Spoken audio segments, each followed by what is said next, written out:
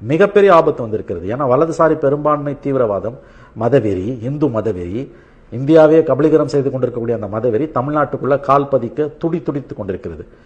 அதை கவுண்டர் பண்ணணும்னா வெறுமனே தொலைக்காட்சி வாதங்களையும் சமூக வலைதளங்களையும் பேசி மட்டும் பத்தாது. அப்கோர்ஸ் அது வேணும். சோஷியல் மீடியா மிகப்பெரிய பிளாட்ஃபார்ம். இன்றைய இளைஞர்கள் அதில் தான் முதல்ல எல்லாத்தையுமே கத்துக்கிறாங்க, பார்க்குறாங்க.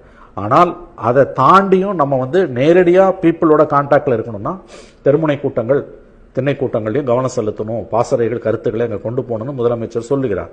இது ஒரு நல்ல கருத்து, காலத்தே சொல்லப்பட்ட கருத்து. ஆனா அது உங்க கேள்வி, அது சாத்தியப்படுமா, கட்சிக்காரன் அதை செய்வானா அப்படின்றீங்க. செஞ்சாங்கன்னா அவங்களுக்கு நல்லது, இல்ல புத்தி வரலன்னா அதற்கான விலையை அவர்கள் கொடுப்பார்கள்.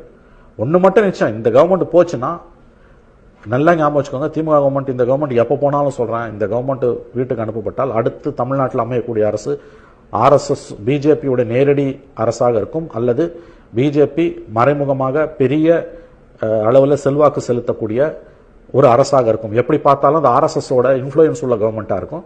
அது தமிழ்நாட்டை சவக்குழிக்கு தள்ளும் என்பது மட்டும் சத்தியம். இந்த புரிதல் திமுகவுக்கும் இருக்கணும், மற்ற மதசார்பற்ற சக்திகளுக்கும் இருக்கணும். அதனாலதான் முதலமைச்சரோட உரையை ஒரு வேக்கப் காலா நான் பார்க்கிறேன். இது எல்லாருக்கும் புரியணும், கட்சிக்காரனுக்கும் புரியணும், திருவாளர் பொதுஜனக்கும் புரியணும், அமைச்சர்களுக்கும் புரியணும்.